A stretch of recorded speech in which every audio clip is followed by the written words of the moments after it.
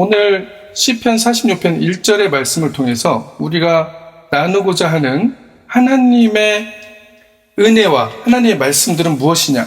하나님이 우리의 피난처시다. 그리고 우리의 힘이시다.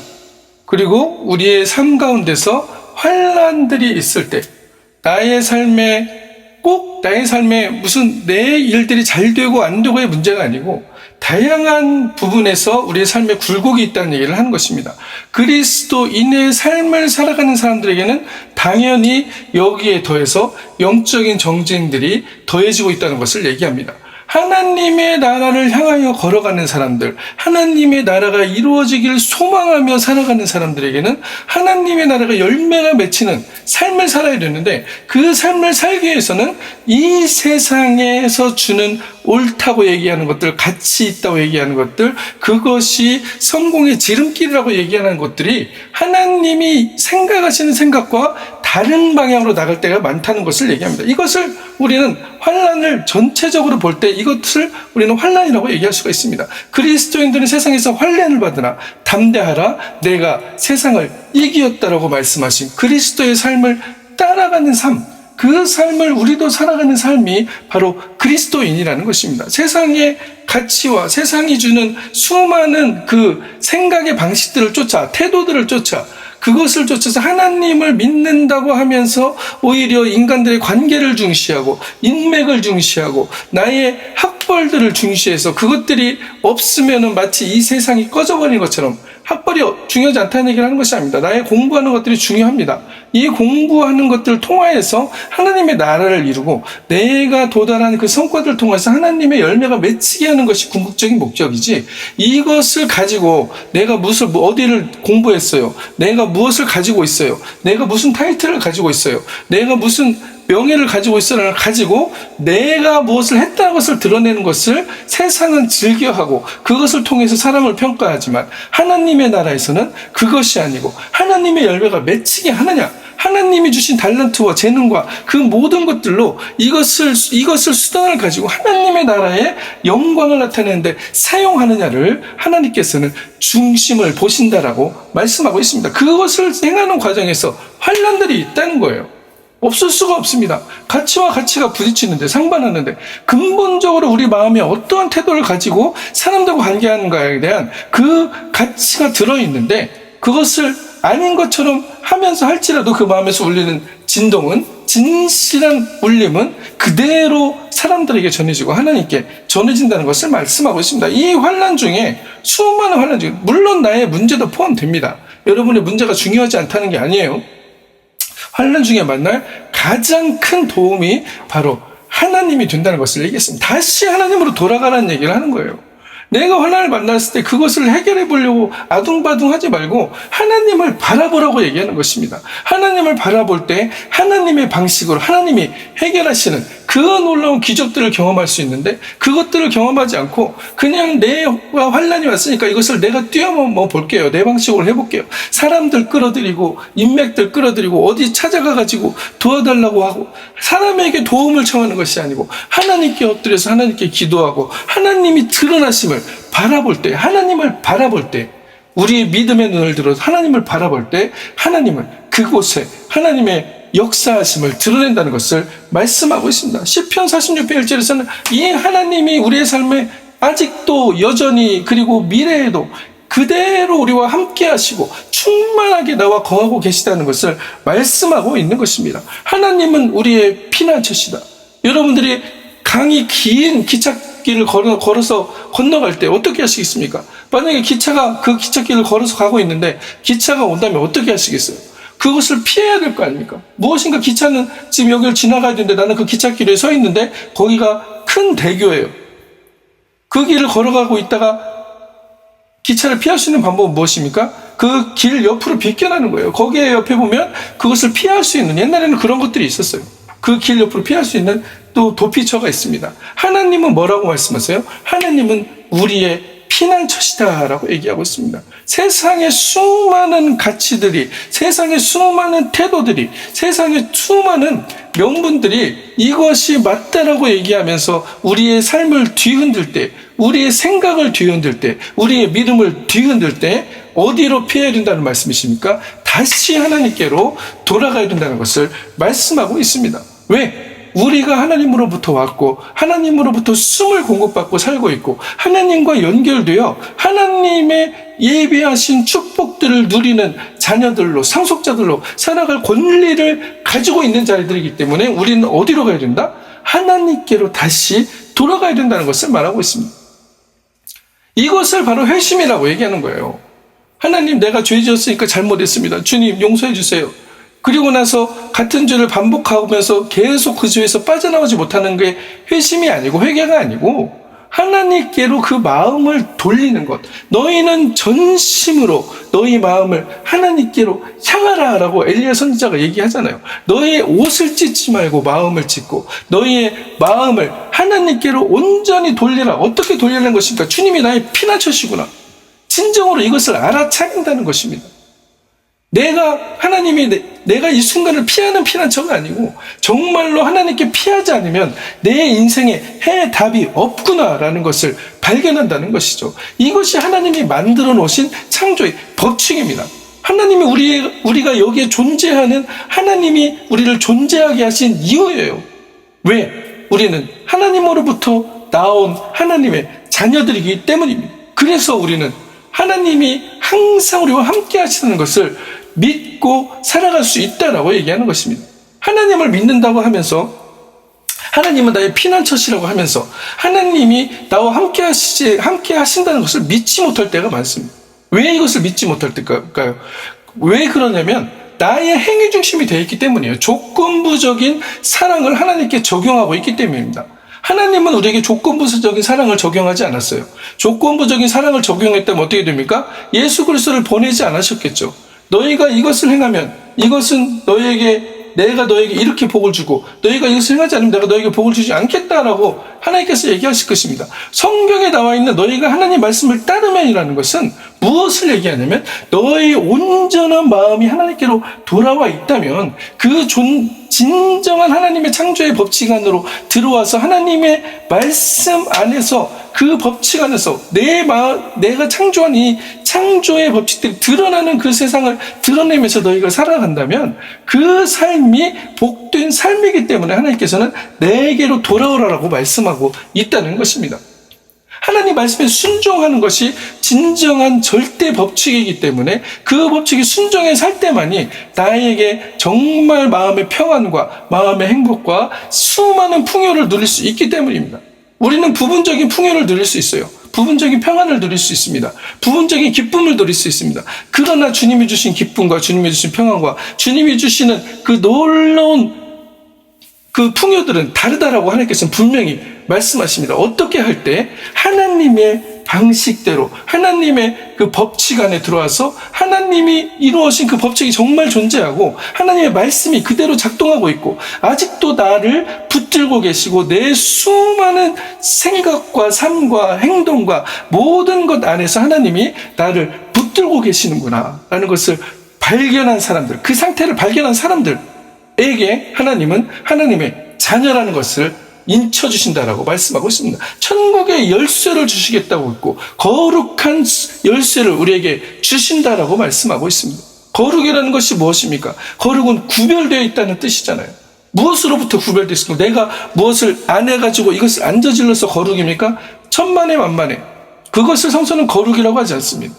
그것은 도덕적으로 우리가 생각하는 도덕적 잣대의 거룩이겠죠.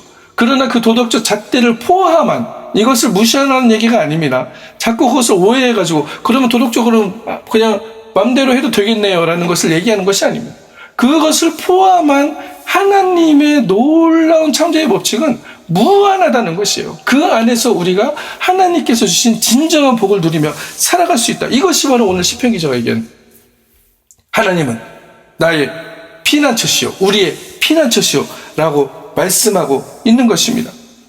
하나님께서는 그렇기 때문에 계속적으로 성서에서 얘기하는 게 뭐예요? 내가 너를 사랑한다.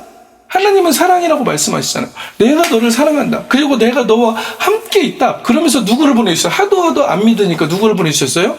말라기의 이후 그 암흑의 시대를 지내면서 예수 그리스도를 빛으로 이 세상에 드러내셨다는 것을 말씀하십니다. 예수 그리스도가 누구예요? 하나님 본체라고 말씀하시잖아요. 하나님 자체가 인간이 돼서 이 땅으로 들어오셨다는 거예요. 그렇게 구별되시고 그렇게 온 세상을 주관하고 계시는 그 창조주가 이 인간을 얼마나 사랑하셨으면 나의 형상으로 나의 숨으로 만든 이 나의 작품을 내가 정말로 다시 한번 알려주겠다. 무엇을 알려주겠다? 내가 너희들을 사랑하고 있고 너희들은 나로부터 나왔고 내가 너희들과 함께하고 있고 언제나 너희들이 나에게 돌아오기를 기대하고 기다리고 고대하고 있다는 것을 알려주기 위해서 예수 그리스도가 하나님이 인간의 모습으로 드러난 것이 바로 예수 그리스도라는 것을 말씀하고 있습니다. 강하고 담대하라. 두려워하지 말며 놀라지 말라. 내 하나님 여호와가 너와 함께 하시느니라. 신명기 31장 6절. 하나님께서는 우리에게 무엇을 말씀하십니까?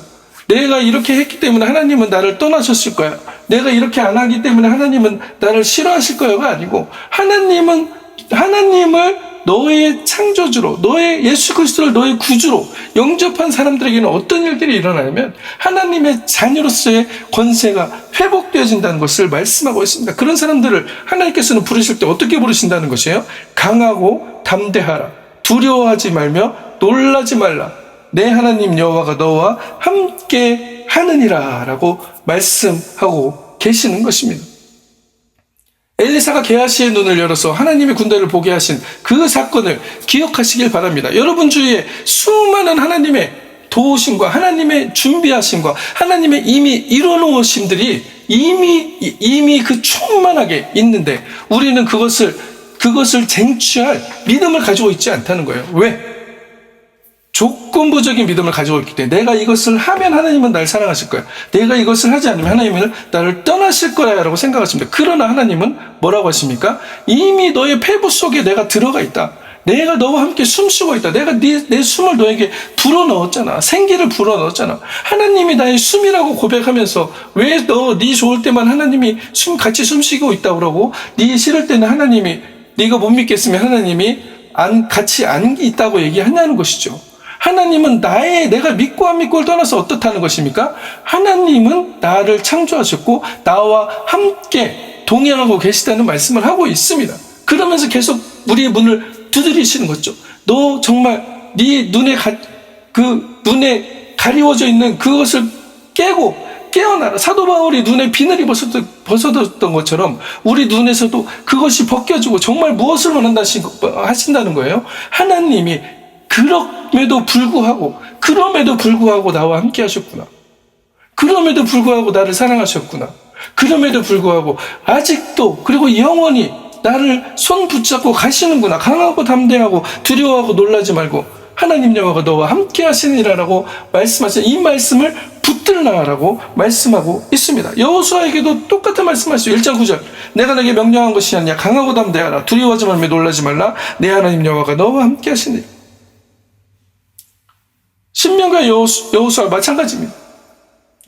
여호수아에게 하나님께서 하신 말씀이지만 이것은 우리에게 붙들라고 주시는 말씀인 것도 똑같이 적용할 수 있다는 것이죠. 예수님의 이름이 무엇입니까? 임마누엘, 하나님이 우리와 함께 계시다. 그것을 예수님의 이름으로 말씀하셨어요.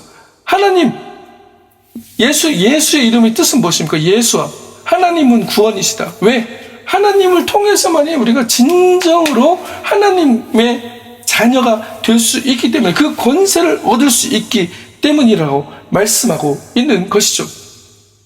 하나님은 나의 피난처가 되신다.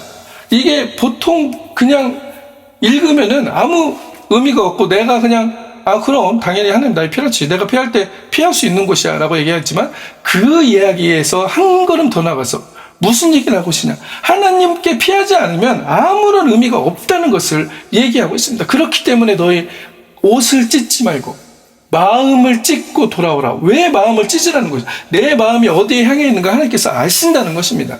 이스라엘이 하나님을 안 섬겼습니까? 하나님을 섬겼어요. 하나님을 예배하지 않았습니까? 하나님을 예배했어요. 그러나 하나님께서 뭐라고 했어요? 이 백성은 겉으로는 나를 섬기고 나를 찬송한다고 하고 나한테 예배한다고 하지만 마음은 나에게서 떠나 있다라고 하나님께서 탄식하셨던 것을 기억하시기를 바랍니다. 지금 우리의 마음 가운데서도 하나님께로 정말로 하나님이 나의 피난처시구나, 내가 피해야 될 모든 근원이 그곳에 있구나, 내가 도피해야 될 모든 근원이 있구나, 죄로부터, 내 수많은 죄로부터, 그리고 나의 죄가 이 세상 살아가면서 계속적으로 죄를 짓게 될 텐데, 그러면 그때마다 하나님이 떠나셨다, 돌아오셨다, 떠나셨다, 돌아오셨다 하는 것이 아니고 그리스도의 십자가를 통해서 이미 사해 주신 그 보혈의 권세를 붙잡고 어디로 가라는 것입니까? 하나님께 피하라라고 말씀하고 있습니다. 이렇게 될 때 어떤 일들이 일어나냐? 우리에게 낭망되고 두려워하는 것들이 사라지게 된다는 것을 얘기하는 것입니다. 절망들이 사라지게 된다는 것을 얘기하는 것입니다. 하나님이 나의 힘이 되시고 하나님으로부터 내가 에너지를 공급받을 수 있다는 것을 말하고 있습니다. 그것의 시작이 뭐예요? 믿음이라는 것이죠. 하나님을 정말로 나의 창조주로서, 나의 아버지로서 받아들일 때 내 안에 있는 세포들이 살아난다는 것이에요. 내 안에 있는 그 전자들이, 양자와 전자들의 진동수가 달라진다는 것입니다. 엄청나게 많은 놀라운 힘들이, 에너지가 드러난다는 것을 말씀하고 있는 것이에요. 순간적으로 우리들은 이런 것들을 경험할 수가 있습니다. 아들이 어디 대학에 입학했을 때 병져 누워있다가 갑자기 무슨 아무 일도 없었던 것처럼 놀라운 에너지로 일어난 사람들을 볼 수 있습니다. 아이가 갑자기 위험에 처했을 때 어머니가 놀라운 힘으로 자동차를 들어버리는 일들을 발견할 수가 있습니다. 이런 일들이 실제로 있잖아요. 왜 그런 일들이 일어납니까? 그러한 능력들을 우리는 가지고 있다는 거예요. 그런 힘과 에너지들을 가지고 있다는 거예요. 왜? 하나님이 우리의 에너지시기 때문에. 근데 우리가 그것을 신뢰하지 못하기 때문에, 그 상황들을 하나님으로부터 온 것이라고 신뢰하지 못하기 때문에 이러한 힘들을 느끼지 못하고 어떻게 됩니까? 맨날 두려워하고 절망하고, 하나님이 함께 하시는 것 같으면 좋아하고 하나님이 함께 하는 것 같지 않으면 실망하고, 나의 믿음에 좌지우지되어서 내가 믿는 것에 따라서 하나님이 힘이 드러나기도 하고 하나님이 주신 에너지가 사라질 때도 있다는 것을 얘기한다는 것입니다. 그러면 우리는 마음을 어디로 향해야 될 것인가? 하나님이 정말로 나의 피난처시구나. 내가 힘들고 낭만될 때도 거기로 피할 수 있고, 내가 죄를 지었을 때도 하나님께 다시 마음을 돌이킬 수 있고, 내가 정말로 풀 수 없는 문제와 같은 커다란 산이 있을 때도 하나님께 피해야겠구나, 하나님께로 돌이켜야겠구나라는 그 마음, 하나님께 도와달라고 요청하는 것이 피하는 것이 아닙니다. 내 마음 가운데 하나님이 정말 나의 모든 문제를 근원이 되시는구나, 해결의 근원이 되시는 것을 인정하고 그곳으로 마음을 향하라는 것을 말씀하고 있다는 것이죠. 그렇게 될 때 하나님은 우리의 피난처시요 힘이시니라는 그 놀라운 능력들이 우리의 삶에 드러나게 된다는 것입니다. 그리고 우리의 환난 중에 만날 가장 큰 도움이 된다라고 성서에서는 말씀으로 이것을 증언하고 있습니다. 너희는 내게 부르짖으면서 내게 기도하면 내가 너희를 들을 것이요, 너희가 온 마음으로 나를 구하면 나를 찾을 것이요 나를 만나리라 라고 말씀하고 있습니다.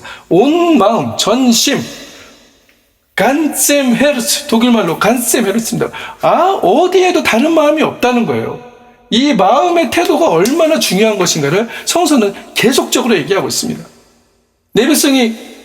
입에서는 내 백성이 내게 가까우나 마음으로는 내게 멀다고 했던 하나님의 그 말씀이 왜 성서에 기록되어지는지를 하나님께서는 말씀하고 있는 것입니다. 어디에 관심하고 있느냐? 우리의 마음에 관심하고 있다. 어떤 마음이냐? 하나님을 온전히 하나님으로서 인정할 수 있는 그 마음을 가지고 하나님께로 돌이키라는 것을 얘기하고 있습니다. 그럴 때, 그렇게 하나님을 구하고 찾을 때 뭐라고 합니까? 나를 만나리라. 진정으로 나를 만나리라. 그렇게 될 때 내가 너에게 힘이 되고 너희의 환난 날에 엄청난 도움이 되겠다라고 성서는 증언하고 있는 것입니다. 시편 4편 7절에 뭐라고 하고 있습니까? 주께서 내 마음에 두신 기쁨은 그들의 곡식과 세포주가 풍성할 때보다 더하니이다. 물질의 풍성함이 순간적으로 일시적으로 드러날 수는 있지만 그것을 통해서 드러나는 그 감정과 기쁨이, 하나님이 내 마음에 두신 그 기쁨이 그것을 지속적으로 드러나는 그러한 기쁨보다 더 크다라고 말씀하고 있습니다. 우리가 이런 하나님을 발견하셨냐는 거죠. 존재적으로 우리가 그렇게 연결되어 있는데 여러분 정말 하나님으로부터 그러한 기쁨을 발견하며 살고 있습니까? 하나님이라는 존재가 온 세상에 창조해 주시고 그것들을 붙들고 계시고 여러분을 사랑하고 계신다는 그것을 통하여서 내가 기쁨을 얻을 수, 이것이 추상적인 것이 아니라는 것이죠. 기쁨을 얻고 있냐는 것입니다. 그 기쁨은 곧 어디로, 무엇으로 이어집니까? 우리에게 힘으로 이어진다는 것입니다. 나의 힘줄에 힘이 들어오고 에너지가 들어오고 내 생각에 하나님의 영감이 들어오고 내 생활에, 그러면서 그 영감으로 창조적인 삶을 살아가게 된다라고 말씀하고 있는 것입니다. 하나님을 만나는 사람들은 무엇을 하는 사람들이에요? 진정한 천국을 경험하는 사람들이 된다는 것입니다. 계시록에 그 말씀을 기록하고 있죠. 21장 3절 보라, 하나님의 장막이 사람들과 함께 있음에 하나님이 저희와 함께 거하시리니 저희는 하나님의 백성이 되고 하나님은 친히 저희와 함께 계셔서. 궁극적으로 하나님을 따르는 사람, 하나님을 발견한 사람들이 어떻게 살아가는 모습으로 드러날 것인가를 말씀하고 있는 것입니다. 하나님이 함께 하셔서라고 요한계시록에도 말씀하고 있는 것이죠.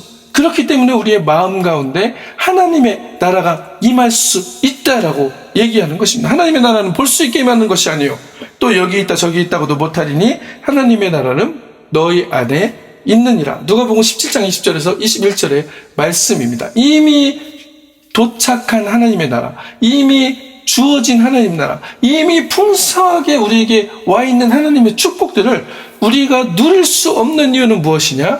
바로 내 마음에서 하나님을 전심으로 구하며 찾지 않고 이쪽에 걸쳐있고 이쪽에 걸쳐있고 세상에서 얘기하는 방식대로 살아도 보고 하나님이 원하는 방식대로 살아도 보고 여기 왔다 저기 왔다 하기 때문이라고 말씀하고 있는 것입니다. 하나님을 전심으로 온전한 마음으로 찾을 때 하나님을 만날 수 있다라고 말씀하고 있습니다. 마가복음 1장 15절 때가 차고 하나님의 나라가 가까웠으니 회개하고 복음을 믿으라 라고 얘기하고 있습니다. 기쁜 소식을 믿으라. 이 기쁨을 주는 소식을 믿으라. 왜? 하나님께로 돌이킬 때만이 이 기쁜 소식을 믿을 수 있다라고 얘기한다는 것입니다. 단순히 잘못했어요라고 해서 되는 차원의 이야기가 아니라는 것을 말씀하고 있는 것이죠. 우리의 삶 가운데서 이것이 바로 우리의 삶의 능력으로 나타납니다. 창조적인 능력으로 나타납니다. 영감으로 드러납니다. 인스피레이션이라고 하잖아요. 인스피레이션, 그것을 불어넣었다는 것입니다. 인스피레이션은 불어넣어진 것이 바로 영감이다. 영적으로 들어오는 감각들, 영적으로 생기는 인사이트들, 지혜들, 이것은 어디로서부터? 하나님으로부터 온다는 것을 얘기하고 있어요. 우리가 하나님과 그 채널을 더 열어놓을 때 하나님의 하나님의 그 뜻 안에서, 하나님의 뜻 안에서, 하나님의 진동수 안에서, 하나님의 스트리밍 안에서 우리가 그것에 맞춰가지고 하나님께 더욱더 우리의 마음을 열고 있을 때 하나님께서는 우리의 걸어가는 삶에서 필요한 영감들을, 창조적 삶들을, 지혜들을 구하는 사람들에게 주시겠다라고 얘기하고 있습니다. 그렇기 때문에 왜 성서는 먼저 그 나라와 그 의를 구하라라고 얘기했습니까? 그것이 내 삶의 가장 중요한 동력과 힘이 되기 때문에, 그리고 상황에 상관없이 이것들을 계속적으로 밀고 나갈 수 있는 동력이 거기에 있기 때문인 것을 말씀하고 있습니다. 우리는 상황에 따라서 쓰러지기도 하고 절망하기도 하고 낭망하는 그러한 조건적인 삶을 살아갈 수가 있어요. 우리가 보는 감각이 그렇습니다. 그러나 그 감각적인 것을 초월해서 하나님의 나라와 의를 구한다는 것, 하나님의 창조적인 법칙이 나를 이미 붙들고 있다는 그 임마누엘의 놀라운 축복을 누릴 그것을, 그 상태를 알아차리는 사람들에게는 어떤 일들이 일어나느냐? 하나님이 주시는 힘과 능력과 창조적인 삶과 영감들이 드러나게 된다는 것을 말씀하고 있습니다. 수많은 지도자들이, 영적인 지도자들이, 수많은 성공자들이 어떻게 살았습니까? 하나님의 법칙 안에서 그것을 누리면서 살았어요. 하나님이 주시는 지혜로서 이 세상을 이끌었다는 것을 기억하시길 바랍니다. 하나님은 오늘 우리에게 똑같은 복을, 똑같은 지혜를, 똑같은 능력을, 힘을 부어주셨다라고 말씀하고 있습니다. 엘리야가 성정이 우리와 같은 사람이로되 하나님께 전심으로 하나님을 구했을 때 하나님의 능력이 그의 삶에 드러났다는 것을 기억하시길 바랍니다. 여러분은 어떠한 삶을 선택하며 살 것입니까? 내 마음이 어디에 있느냐?